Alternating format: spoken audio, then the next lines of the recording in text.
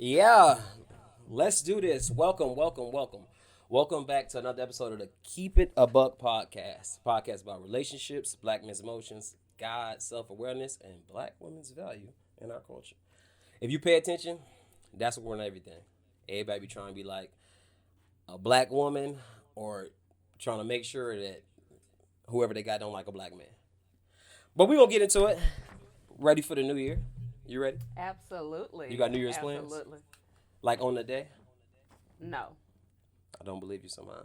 I think something gonna come up for you as much as you move No. around. No, Check your calendar. honestly, for New Year's Eve, New Year's Day, no. I normally stay in the house. My church isn't doing a service, so I'll probably be at home. Black Eyed Peas? No. No. Okay. I didn't know how far you took it. What time church service usually in on New Year's? They're not doing one this year. But I'm saying usually. Oh, I don't know. Oh, you don't usually go. You be at the crib. No, last year I went to this women's conference. Mm. So, She gonna be somewhere. Trust me. I promise I'll be at home. Last year was the actual first year that I did anything for New Year's. Normally, I'm in the house, I cook, and I'm asleep before the New Year. We gonna figure this out. She act like this recluse who don't do nothing, but we gonna get to the end of the equation. Gotta show your work. Not none of that new math. I don't know if y'all got kids, but the new math they doing is ridiculous. I just tell my son, just turn the shit in wrong. Just tell the teacher to call me if she got a problem with it. The answer is 16. All right, but actually when I was speaking to you at one of the holiday parties you was at, it gave me the idea for this episode. The complexity of comprehension. That's what we're gonna talk about. But before that, y'all know we gotta get into the you play too much segment, which is a segment where either I play too much or y'all emailed in a story where y'all did something and y'all play too much. But it's usually me because I play too much. And this one is called Going Away Party. And I want to send a special shout out to Devin, and y'all figure out in a second. So I was a huge Duke basketball fan, right? I only played basketball to my sophomore year, so I wasn't that good. It's clear I couldn't play for Duke. But I used to always talk about Duke and do all that. And I went to a junior college when I first graduated. And I was seeing people around the city, and for some reason, I just told one person, I'm having a going away party. I'm going to Duke. You know what I'm saying? And most people, they just laugh because they know I'm not going to Duke. They know he can't play basketball for Duke. He just talking. They go on about their day. So I kept doing it. Yeah, Saturday, man. Yeah, come through. I'm having a going away party. Where you going? I'm going to Duke. Niggas just crack up laughing, whatever. So Saturday comes. I'm upstairs. This is my mom. I'm still staying with my parents. You know what I'm saying? Ain't like we was gonna drink or whatever. I'm 19. I'm upstairs on a video game. Nothing close to packing to go away to college. Somebody knocked the door. It's probably like 9. Who could be at my parents' house at 9? Unexpected. I didn't know. It couldn't have been for me. So I'm like, y'all get the door. And then my dad yells out, hey, it's for you. Who is here? When I tell you, I went to school, it was named Devin Moss. I came to the door, it was Devin. Never seen nobody fresher. Nigga smelled like heaven. He put on his best cologne, his best outfit. He's actually a clothing designer. He probably made the shit. The nigga was looking good, had fresh line and everything. I never felt so bad during a apology. I ruined his Saturday. Like, he came to the party. He thought it was going to be a party at my house. I apologize. I played too much. But it did lead me to tell this story 20 years later. So, if y'all got a story where y'all play too much, I'm going from you. Story, can you think of something where you play too much? What you did? Me? Well, I can't think of anything right now. We're going to figure it out. Look at her smile. She played too much. But y'all know the drill. Email the show, and then we'll get to y'all's. Is that a book? Yes, this is my book to celebrate my 3-year anniversary. Fatherless Success. Thank you. Thank you. Say it again. What's the title? Fatherless Success. Okay. Yeah. So, honestly, I had the title years before I even thought about writing the book. I remember there's this chick that I was networking with, and we were having like a coffee or whatever, just meeting up, reconnecting. And I was like, I told her, I said, I'm going to write a book. It's going to be called Fatherless Success. And she said, wow, that title is powerful. Before you even start writing the book. Right. Did she And get a this copy? probably, I don't know. I lost contact with her. Yeah, so she's back in my hometown, so I wouldn't Give know. that girl a copy. What's her name? Shout her out. We gonna Kelsey Chrome. Yeah, we gonna get you that book. I got one. Don't be jealous, but I got one. Show mine. Hold on. That's mine. You gotta get your own, Kelsey. Fatherless success. And I actually want to delve deeper into that later, but just briefly kind of give me a synopsis of. So at the time when I had the idea, I was in a long-term relationship, and there were things that were coming up with because my father not being present. And so there was times where I tried to reconnect with my father and things like that, and it just didn't. As an adult. Right. But even through college, I tried to connect with him. After college, things like that, it just never manifests to anything the way I would have liked it to. So anyways, I knew there was something in me to tell my story, but at that time I was still in a broken place. So after that long-term relationship ended, that's when I really started to read more, focus on me, get closer to God, and heal. When you say read, and then I'm gonna get on your business. Read what? Read self-help, faith-based, the Bible. Those are my three focuses. And who's the fatherless success? Who can you envision that helping the most? Anybody has dealt with a fatherless childhood. And that doesn't mean that the father wasn't physically present. That's a good point. You'll be amazed at how many people I've had conversations with, and the father was not emotionally present. And that does damage for them in their relationships when they get older. So it's so many facets to it. I think that's what I say all the time. We all have daddy issues. You either had or had them, because you can recover from them. But it's such a mother and father is such a pivotal role. But the relationship between a mother and a child almost don't need to be explained. You feel me? Yeah, we ain't gonna talk about the mommy issues. I think they're easier to identify. Yeah. Mommy issues. So where you may as know or can identify and see where I'm like my mom, whatever the case may be, you can identify those issues, or my mom didn't do this. But if the dad's not there or if he's not present, like you say, I might not know. My dad here every day, but he worked 40 hours or 60 hours a week or whatever. But we never had the sex talk, or we never had to talk when anything emotional happened. So I don't know I got daddy issues until I become a dad. Or until you get in a serious relationship with a woman and you're unable to fulfill certain emotional needs for her because you weren't able to learn that because your father didn't teach you, right? Well, now when you said you were in a relationship and you said issues were coming up, was the issue coming up that your partner wasn't fulfilling the role that you were looking for from a support, or were you having issues based on your relationship with your father? It was a combination of both. Because it was, for me, it was the abandonment issues. So at that point in my life, I felt like there was a void I was trying to fill. And I realized that, number one, he had his own issues that he needed to address. But the void but the void that I was trying to fill, he was never going to fill it, or anybody else. And for me, God was what I needed to feel that. So the fact that you was able to identify this, was it a moment? Did something happen, or was it just a series of things that eventually led you to be like, all right, this is what's happening? Once you realize just a this series, and I think what's more so after I was out the situation, right, and I'm focused on me, no distractions, healing, reading more. I'm like, that makes sense. And of course, the biggest thing, or one of the biggest things, under God, right? My therapist. Going to therapy, like Cynthia Smith, I gotta shout her out. That's my girl. But yeah, her just learning how to cope and how to work through those problems and issues that you have. And then learning to identify your triggers and that knowing there are triggers and how to work through those in a healthy way instead of a toxic way, like lashing out, shutting Why you down. point to me when you said that? When you said toxic. Because you're right here. You're just right here. What you said toxic, like in a toxic way, like you per se.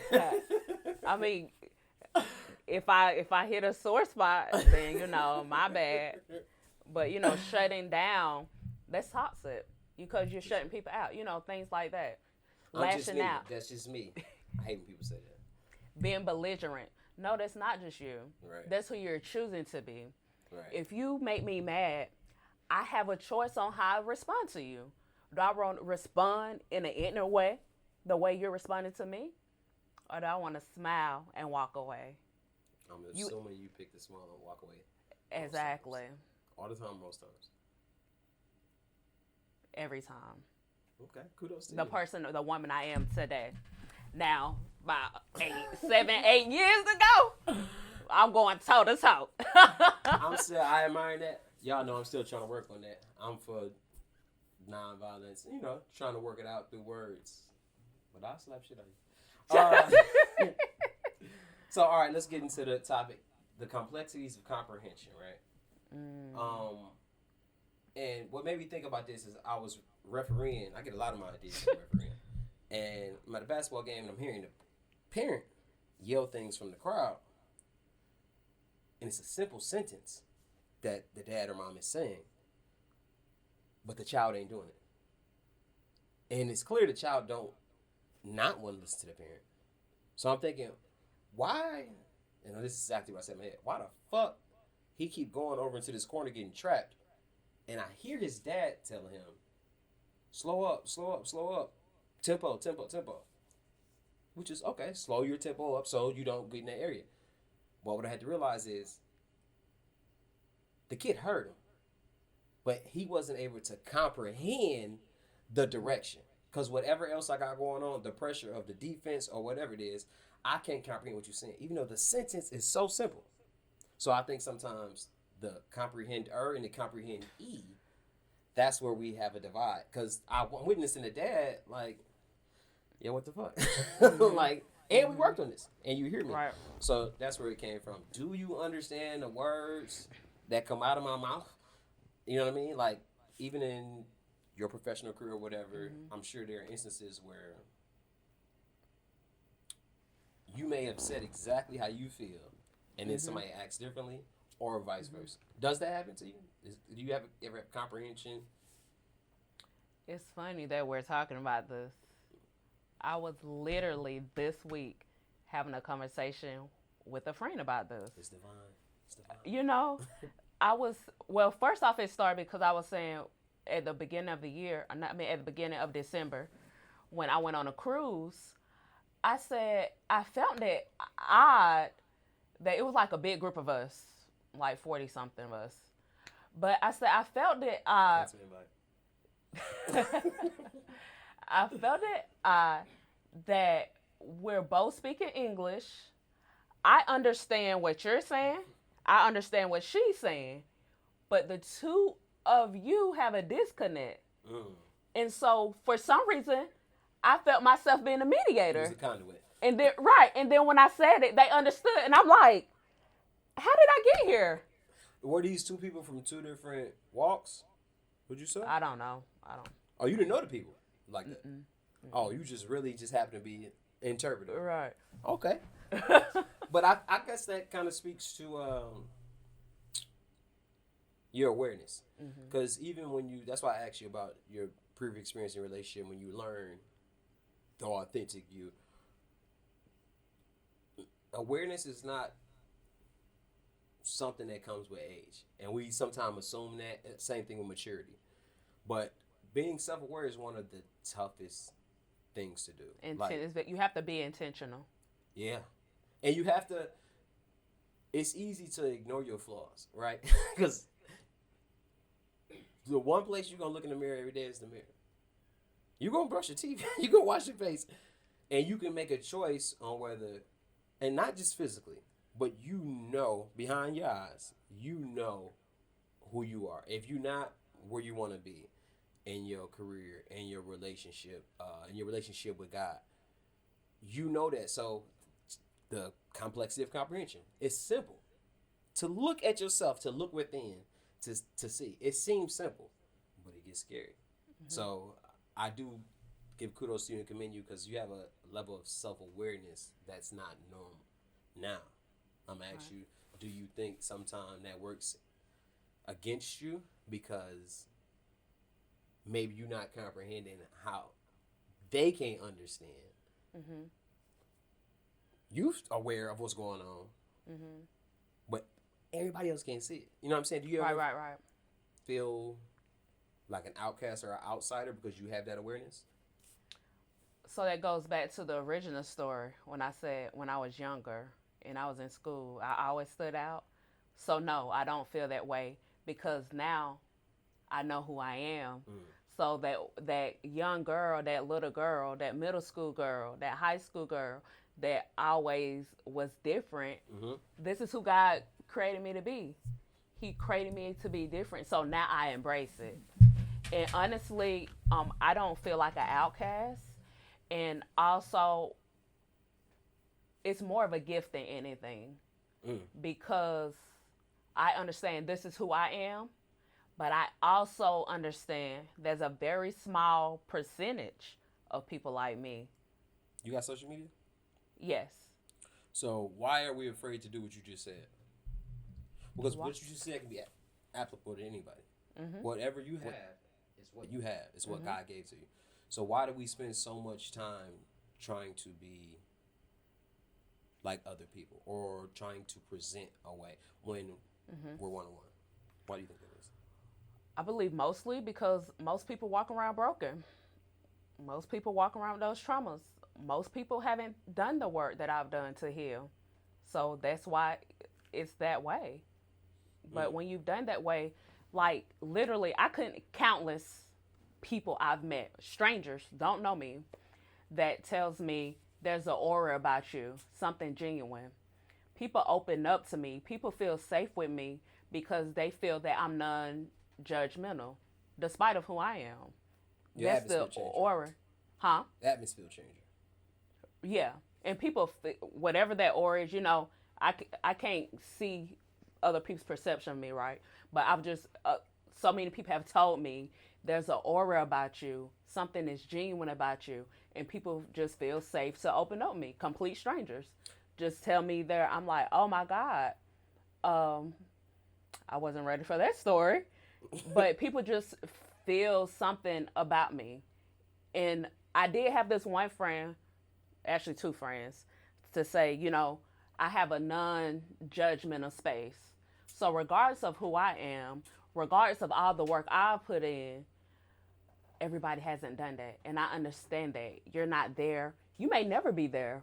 I don't know the path God has for you. Right. But I'm only here to accept you for you, regardless. Okay. Everywhere I see you, because I met you a couple times, you didn't even know. But every time I see you, people do seem to gravitate with you or like to be around you or listen to you. You're an enigma because I don't even know if I'm using that word right. Is that what's enigma? I'm gonna look it up. No, it's more enigma is more like mysterious. That's what I mean. I'm mysterious. Of course, because you the life of the party, but not the life of the party. Like you spend time saying like I'm out the way. I'm tucked in. But you be out. Yeah, I'm not. Yeah, my vocabulary ain't that bad. You an enigma. But I not think a nigga, a enigma. I'm a nigga. But I think what it is my aura then. You know what I'm saying? Yeah. Because it's something about the energy that I give off. I can literally go out by myself, which I do a lot of. I'm very solo. I have close friends, but everybody have their own life. I'm single. I don't have kids. So I'm comfortable in my own space and I'm good going out. You know what I'm saying? And I really don't go out that much. I go out to events. If I want to do something, I'll go out. But it's really not as often as you really think. If you want to go out, give me saying? a perfect either Friday evening or, first of all, Friday evening or Sunday brunch. To be honest, most of the time I'm in the house on Friday night So you watching a Law and people Order. Sunday depends because I gotta go to church. She got see. This what I mean, the enigma. So Listen, I no, can't get her out on Friday or Sunday. It's not something I can't get her out. no. Sometimes you can get me out Friday. Depends. You know, everything is situational with me. Okay, so what's the perfect outing for you? I don't want to hear about no networking or something you was invited to. No. There's no perfect outing. I love nature. I love trying new things, experiencing new things. I just like to go somewhere with a good vibe, good people, trying, doing something different, doing answers. something new. That's just me. It's just I'm not one of like I'm not one of those people where I want to go here every week. No, I want to do something different. It's too much to do. Number one in Dallas, but in the world, for me to want to do something, the same thing every week. Well, she irritated. Because I already have a routine. The routine, of going to church, the routine of working, the routine of brushing my teeth, of bathing. You know what I'm saying? So when I step out of the house, I want to do something different. So it's interesting that you say that. Talk to the women or people who can relate to you. How do you go about finding new things to do that suit you, the authentic you? Mm-hmm. Well, the first thing you have to have taken the time by yourself, not being a serial dater, not being in and out of toxic relationships, and have actually found you. So if you haven't done that, you're probably not going to be able to relate to what I'm saying. How long is that going to take me? 2-3 days? Find myself? A weekend? Netflix? No, it's a process. There's no time. So they shouldn't be putting a timeline on. Not at all. Well, can I find myself and also go out? Be going out when I find myself? Not necessarily go out to look for somebody, but go out to look for my joy or my fun. Oh, absolutely. Absolutely. Okay. And so for me, what do I do? Well, I'm very into it me, so I know I like doing different things. I like being in different spaces. Literally, when I moved to Dallas, I joined a bunch of Dallas networking groups, women's groups. You find any hate in them groups? Really? See, no, but that's how I started. So you can start by going online. They have thousands of events here. Okay. And just look or just go into Google what places to have fun, to do this. It's that simple. And find what suits you. Right. Or sometimes I may have a friend girl or somebody in my network who's like, oh, come join me for this or do this. I'm like, oh, yeah. I would never thought about that. To start using that term, friend girl. I've been used for a long time. I never heard anybody use that. That's a really good way, distinction. You gotta be careful nowadays. So that's a really good way of letting them know. No, it's my girl who's a friend. Friend girl. All right. And I use that, so that's a whole nother story. But when she come back, we're gonna get into that. But I differentiate friend and friend girl for a reason. Because friend girl is more like, oh, we cool. Right. But friend is not a word I use loosely. That means like he or she is solid. They have been there for me. They support me. I don't question their loyalty. Like, this is my friend. Right. Yeah. This is my friend. But when I say like friend girl, friend guy, buddy, like we just cool. So does that make sense? You kicking it with somebody. Yeah, you kicking it with somebody early, maybe 2.5, 3 months. Mm-hmm. But y'all go somewhere together. How are you introducing him? By his name. Hey, he's an associate. Hey, this is Marcus. Yeah, he's an associate. You're not gonna say that, are you? No, but in my head, that's where he is. He's an associate. Mm-hmm. Hey, who's this? That's Marcus. Right. Oh, his name. Correct. That's a pretty good one. All right, but back to the complexity of comprehension. I think we confuse a lot of time because of common sense. What is common sense to you? Because we're gonna go to the definition, but right. Let's speak logically, what do you think common Right. sense is? You know, I've never been asked that question. I just feel like common sense is just something you know, like knowing something that's logical. Logical to who though? Right, I know. I know. As soon as I said it, it was like right because your logic and my logic gonna be two different logics. Because you don't. So I guess common sense is societal logic. Let's go to the definition, and who knows how many it is. But the one I have is common sense: the ability to think and behave in a reasonable way to make decisions. See, and even that it's just broad, right? The ability to think and behave in a reasonable way and make decisions. So then I thought, what's reasonable? I Right. had to look it up. Because what's reasonable to you may not be reasonable to me. But I also feel like what I said. They're saying in a majority or a societal sense. What the society sees as reasonable. Some societies are cannibalistic. Right. So, so is that well, reasonable? they're talking about in the American society. Oh, common sense only takes place in America? No. But that's what we live in the United States, right? So when we say common sense, we talk about what's American common sense is what they're saying ideally. But it's very broad. Black people common sense and white people common sense is the same.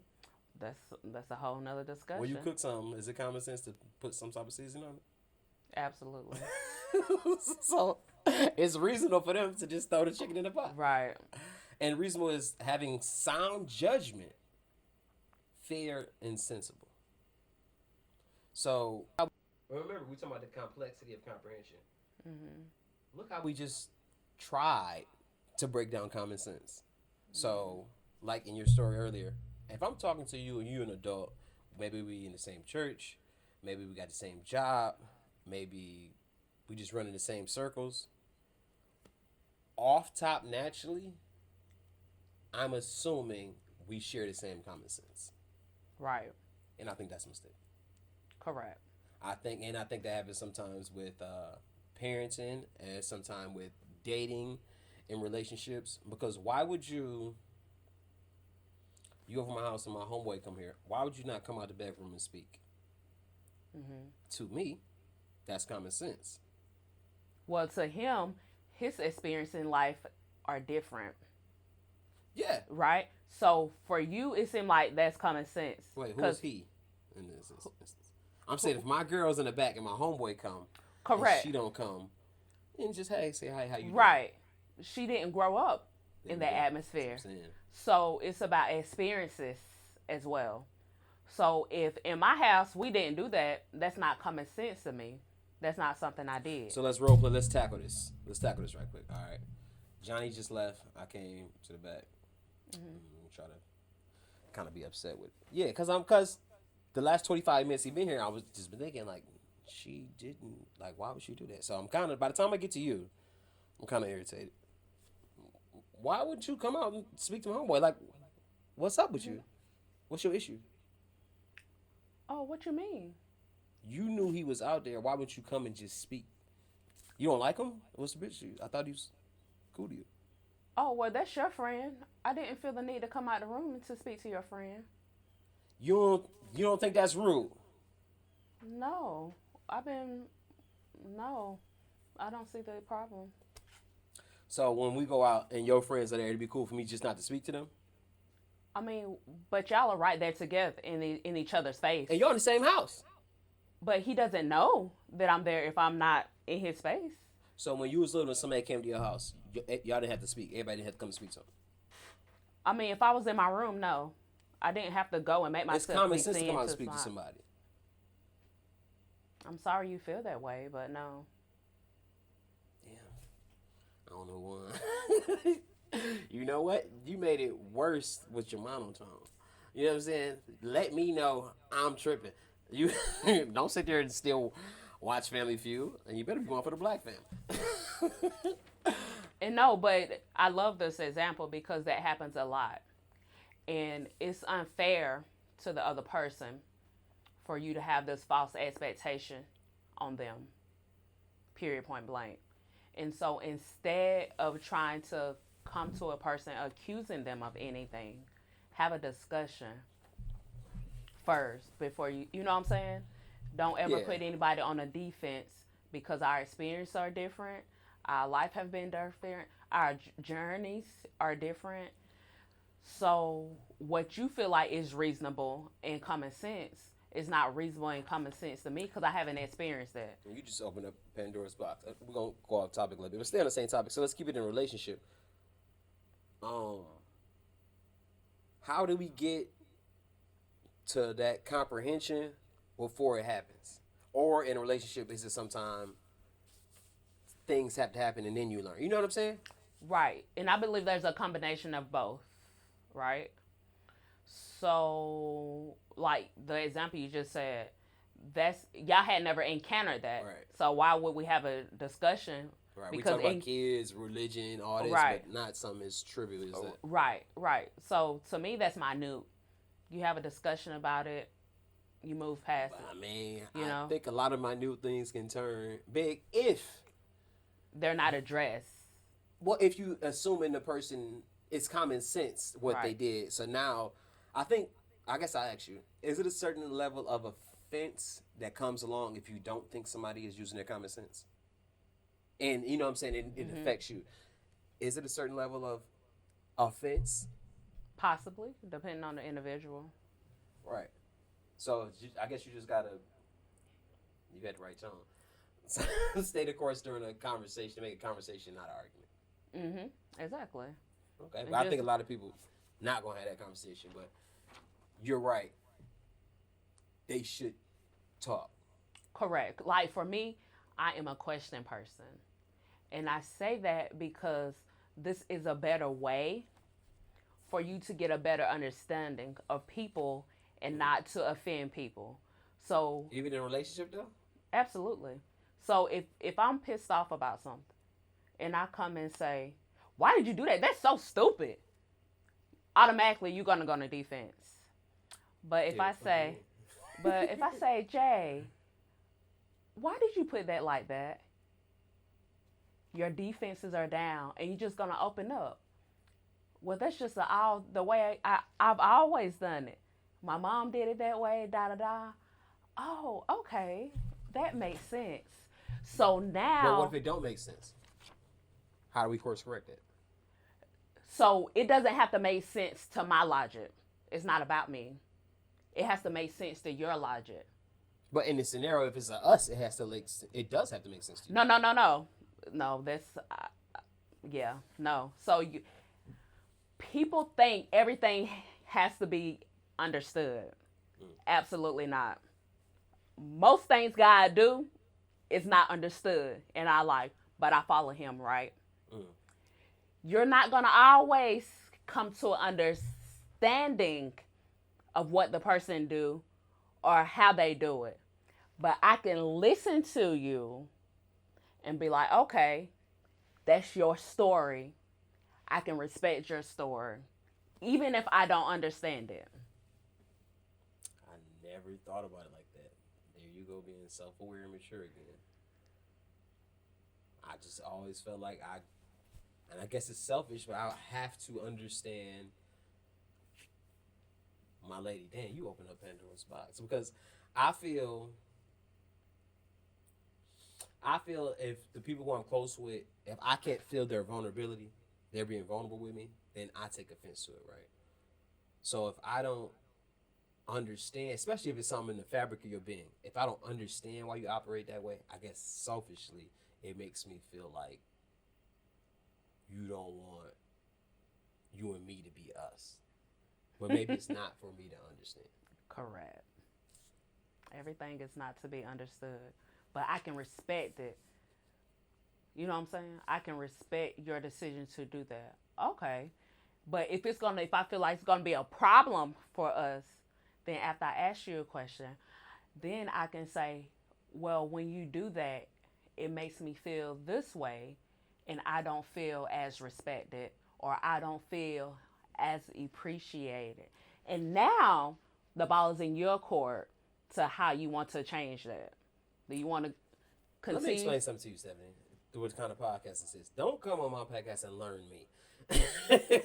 You're doing a good job. You're doing a good job. I never thought about it from that perspective. I just felt like it was my business to understand everything about my partner, but it ain't. That's I feel like that's the problem with a lot of people in relationships, especially thinking like my husband is my everything, my wife is my everything. No, God is your everything. Period. Point blank. And the moment you make somebody else outside of God your everything, you're gonna have a problem. So that's no different. Somebody thinking like that is no different than worshiping another idol. Exactly. Dang, I can't worship my wife, but I can, but not more than God. Well, I can't worship her, period. Correct. You can honor her and respect her. Mm. All right, that makes sense.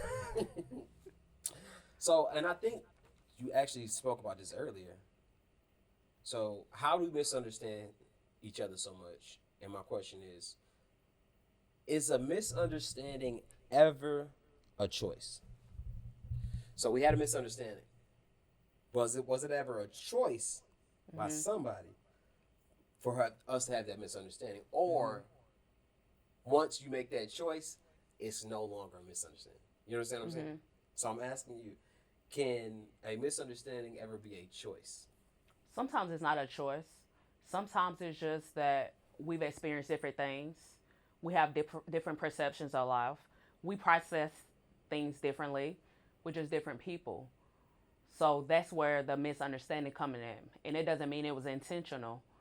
But can you see somebody doing something? Well, I guess if they do it intentional, it's no longer a misunderstanding. You see what I'm saying? Right, right. Now, if it's intentional, it's something else. But I personally feel like any misunderstanding I've had with a person was unintentional. For instance, one time there was this chick on the job and she had a bad attitude. I've never done that to her. And she said or did something and it rubbed me the wrong way.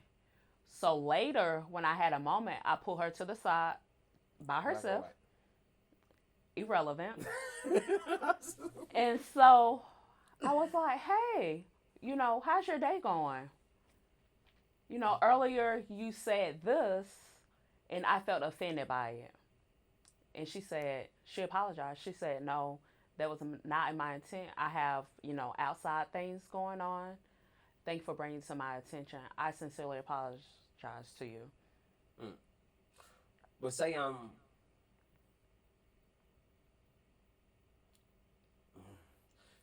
For instance, sometimes we use the same words, the same phrases, but we mean them in different ways. That's crazy that you said. I'm gonna let you finish, but you literally just went into. You looking at my paper? Absolutely not. What I had written down was, I hear what you mean, not what you say. So to you, you're saying something, and you think that's how I'm interpreting it. But like you said when you just came to me, why did you do that? I'm hearing what you mean, not what you say. So all I'm hearing is you talking to me crazy. So I think we hear what the person means, not what we say. So that now we're going back to saying a simple sentence and thinking it's common sense. I'm not really hearing the sentence that you're saying. I'm hearing how you tell me. Correct. So that's why I'm reacting to it. So that's how I can say a simple sentence. Right. And now somebody's reacting totally like, nah. Because sometimes in relationships, I'm only doing this because I want to make you happy. But that doesn't necessarily work for the totality of the relationship. So if I'm only doing this to make you happy, when you come to me, whatever you come to me with, all right, I want to change it, I'm going to change it. Just to make you happy, all I'm hearing is your disappointment and whatever. But I'm not really listening to the words. If I was, then we can fix the problem. But if I don't listen to the words and I'm just, no, I want to react how you want me to react, then that's pacifying the situation. But I think that happens a lot. If we're not comprehending, I hear what you mean, not what you say. Right. And that's why I ask questions. Yeah, but I can't front. You, I feel like you do it too well. Like it's almost it makes so much sense. See, back to common sense. It makes so much sense. It's condescending. Well, why do I do it like that? And why she keep talking to me in this calm voice? I just lost $276 doing something the wrong way. Why she not mad? Cause now, when I leave out the room, that's gonna fuck with me that you not mad. Like how she? So now you have the problem, and I'm gonna need you to go to therapy if you're mad because you didn't get a Not toxic mad. response. No, I'm just going by the words you use, the words that you just used. Sure. So if you walk out of my safe space, your defenses were down. I wasn't condescending to you. I was speaking in love, and you walk out mad, you have the problem. True, but There's no but. Like, so you have some things you need to there's work a on. but. Because if you know I got that problem, I don't think it's just my therapist's responsibility. It's now your responsibility. I So think it's what ours, work? but I think I have the um grave share. But if we are an item, I mean, I'm gonna stop you right there.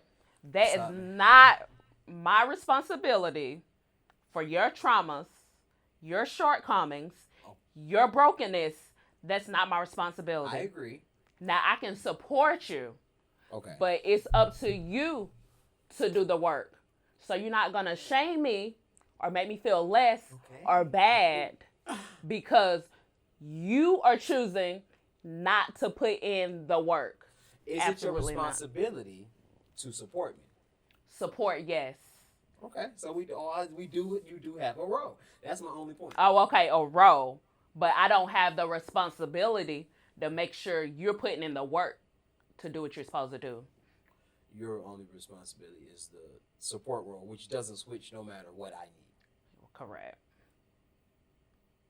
Now, okay, just in that example, would you come back to me in the area of support, maybe, hey, I think you might need therapy, or why did that upset you?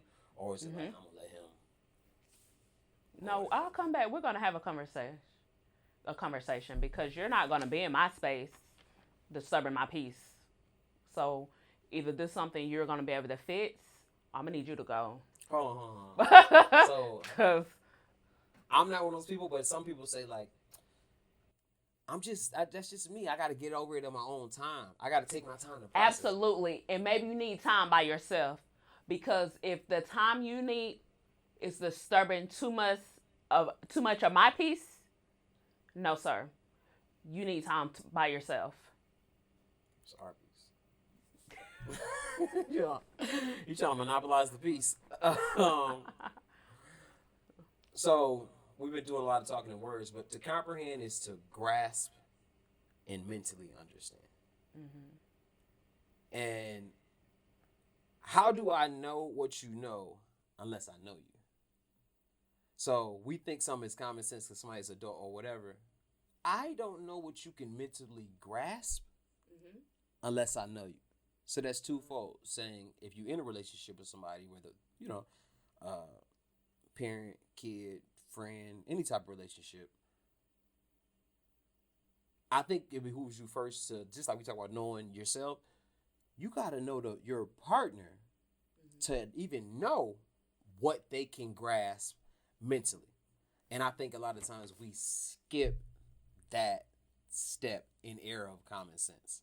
But the question is, why do you skip that step? Are you being selfish? Are you not paying attention? Are you not aware? Like, why are you skipping that step? I don't want to lose her. So I don't want to lose you because I like whatever I like about you.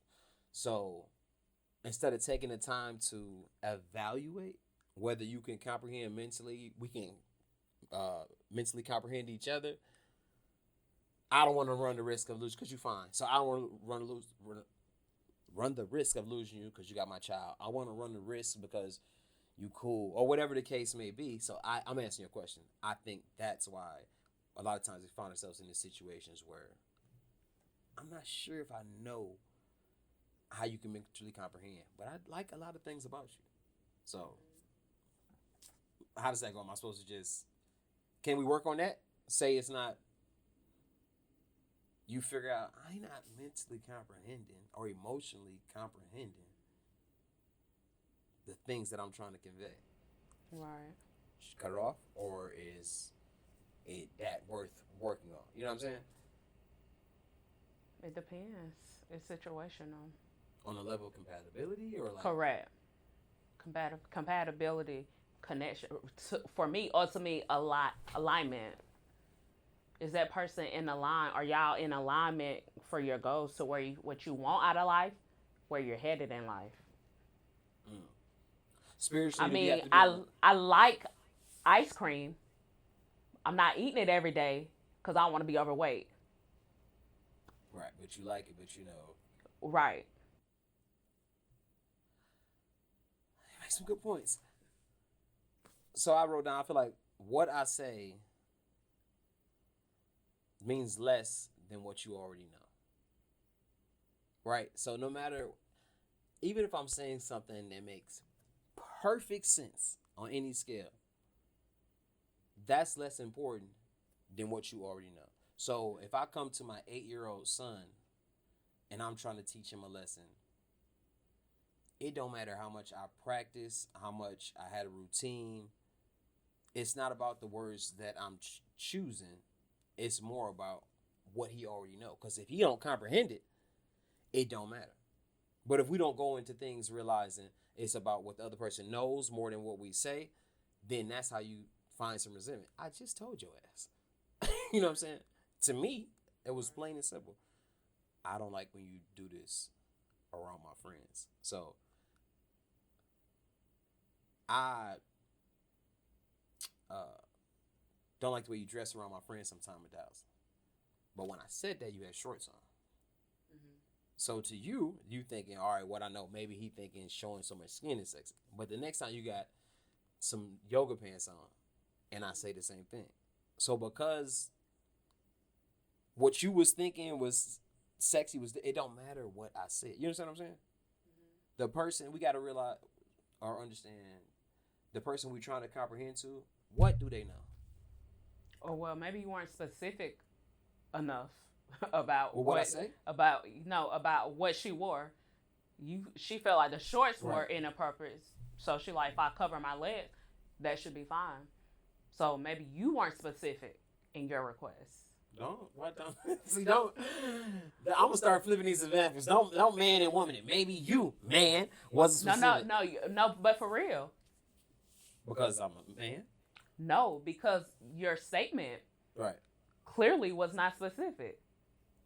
I didn't like what you had on. I had on shorts. So now I'm gonna put on something that covers everything. Back to my point. What you know to be too sexy. So whether you know showing Because you're skin to be too sexy, my too sexy, two different things. Your dress down, my dress down, two different things. we got figured out. Should you dress different in a relationship? Just real quick. No. Not at all. No. I mean, now, if you meet a woman and she dressed provocatively, 9 times out of 10, she's gonna be provocative when she get a relationship with you, right? Because that's probably who she is. That's some women dress certain ways, not even so much to get attention, but it's because like, especially like for me, like I work out, but I like to be sexy, but I'm more sophisticated with it. Mm-hmm.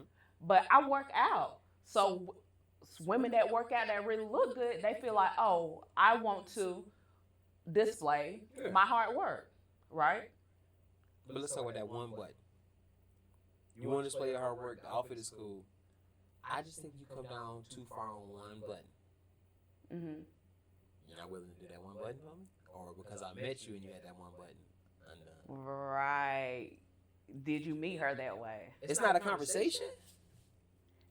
Did Yeah, I you met meet? you with. Yeah, I Okay, met you with. okay. That's like saying, okay, you met me being a stripper.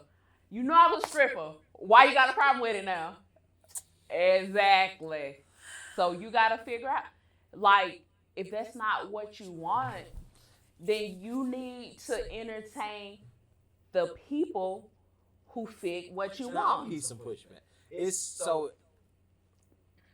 So what's compromising a relationship then? Tell me that. That's different What you mean? If because one button, that's not compromise. I'm asking for, and you saying, well, no, that's how I see. Now I feel like we contradicting because we said earlier those people we hate. Well, that's just me. That's just me. Yeah, okay. But when I met you, you was 32, you was single, however you went out. Now you're in a committed relationship, so you are a different person. And that did attract me to you when I seen you like that. But I still find you attractive with one button up. It makes me. Let me talk to you in your voice. Yeah, I learned something. When you do that, it makes me feel away. I feel more secure and more safe when you had that button up. I know, I trust you, but I just feel like it may put you in certain more unsafe situations. Maybe when you're going out by yourself, you have to go to your car by yourself. Guys may get the wrong idea. You know what I mean? So it would make me feel better if you can just come up one button. Just, completely understand. But let me tell you this: as a woman, men don't care if I wear something skin tight, jogging pants. If they go holler at me, I can have my bonnet on. If I look appeasing to him in any way, he gonna shoot his shot. So me button up that one top, okay, I button it up. It ain't gonna make any less guy shoot that shot when I step out. And I'm just being honest. you're not gonna button it. Yeah, I button it up. But now the real question is, why do you feel so insecure about something when I was already that way when you met me? And now are those insecurities coming out, which may lead to something else that needs to be fixed? Well, it's my security. It's the same reason why you get a mansion and you get a security system, but then you also stay in a gated community. I feel what I have, I want to protect so much that I want an extra barrier between something that I feel is a commodity that people want. No different than people breaking houses. You got an alarm system. You got locks on your doors. Why are you going to the gated community? It's that extra level of security. That don't mean if I'm not in a gated community, I don't trust that somebody will come in and rob me. But I sleep a little better with that extra level of security. So I think sometimes why is that button more secure for you? Because it may lead to more attention. Now, what you said is, hey, they're going to try to talk to me. And I agree, but at the same time, no. Yes and no. If you look good and you got an aura, they're going to go after you. But titties is titties. You know what I'm saying? Like, I don't have to be looking for that to see that.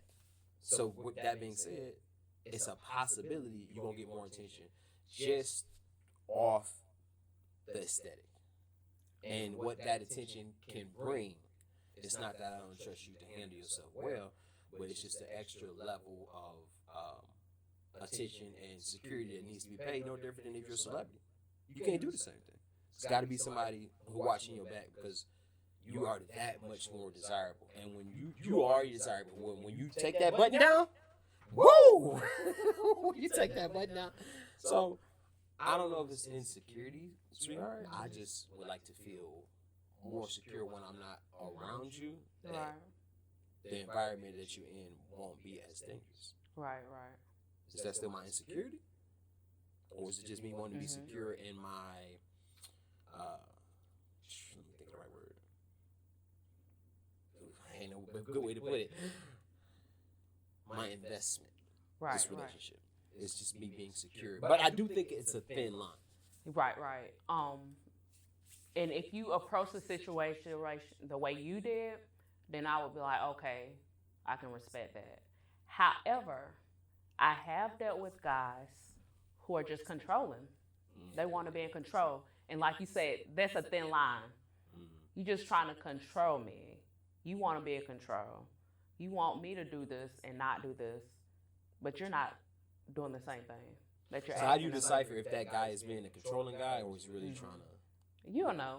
It's an energy, and it's It's not about what he say. You hear what he Right. what it mean. Right. It's the why. Yeah. When I ask you for the why, that's when it's gonna come out. Yeah, you probably really ain't gotta answer it just because. Oh, wearing that shit. Right. I'm your man. Just do what I say. No. Somebody ever told you that?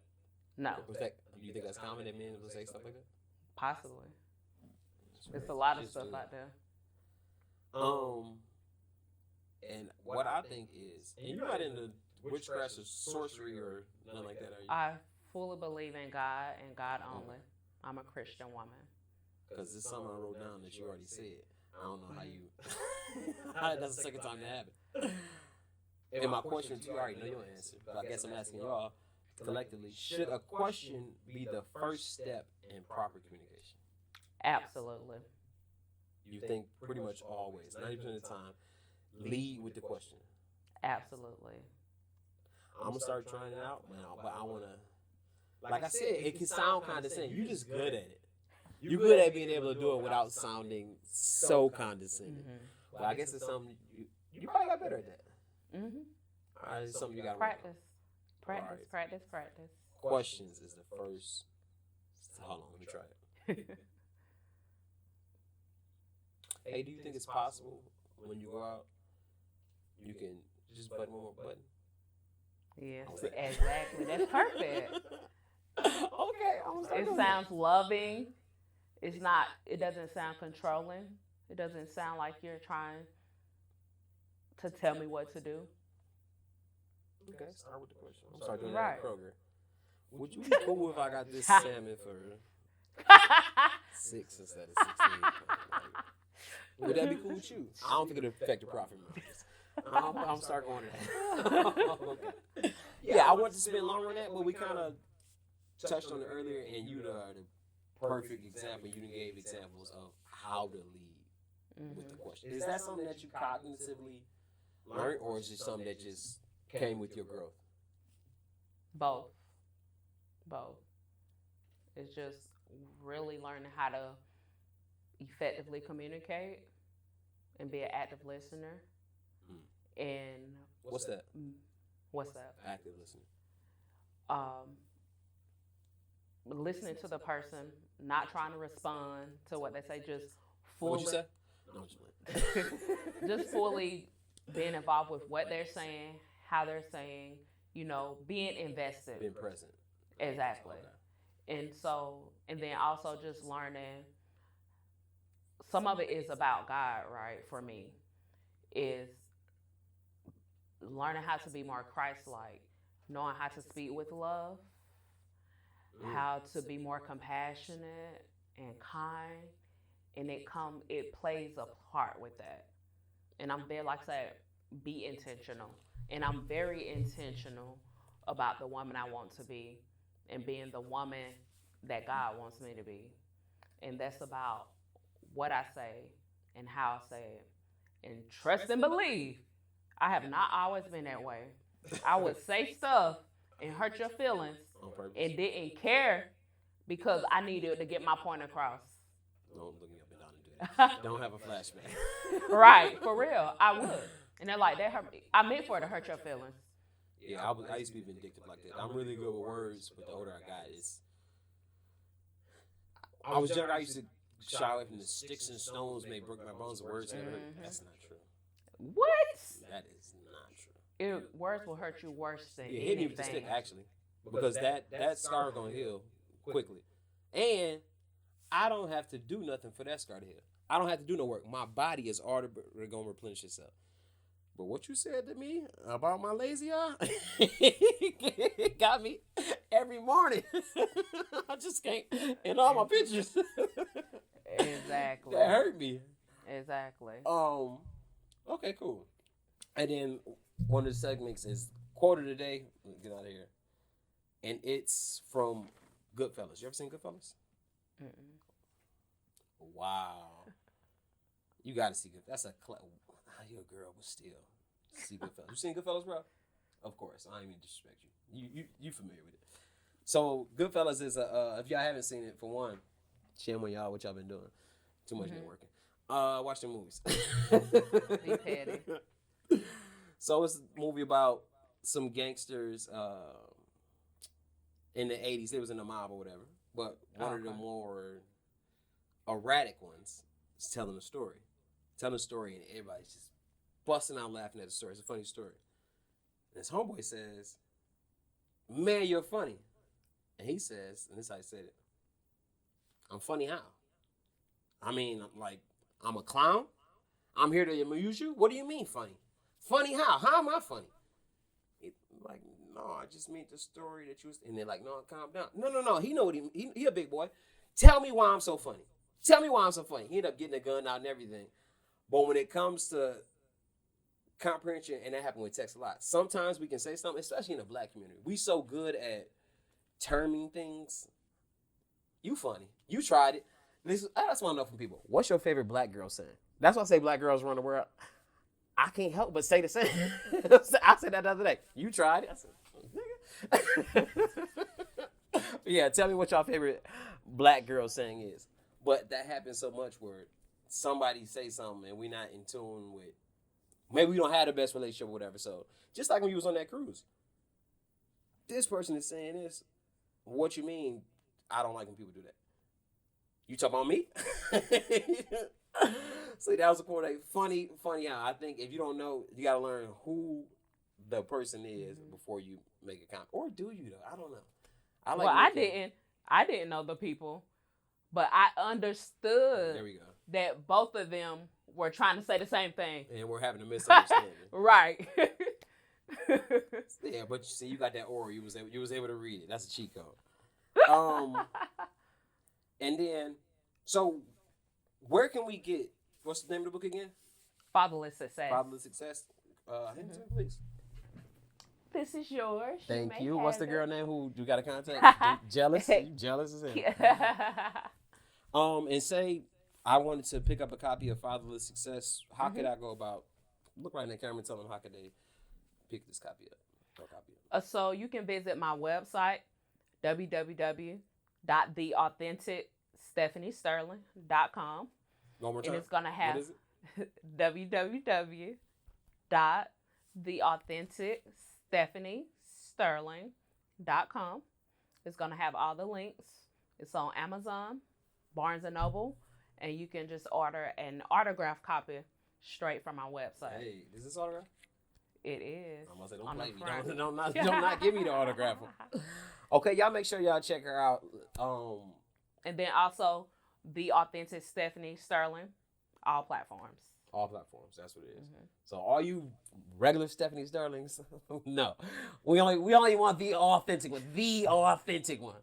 Don't go to Facebook and go to that one Stephanie Sterling. It's the you understand me? Before we got out here, I want to do the Love Yourself, Love Somebody Else segment. And the Love Yourself is ask more questions when given direction.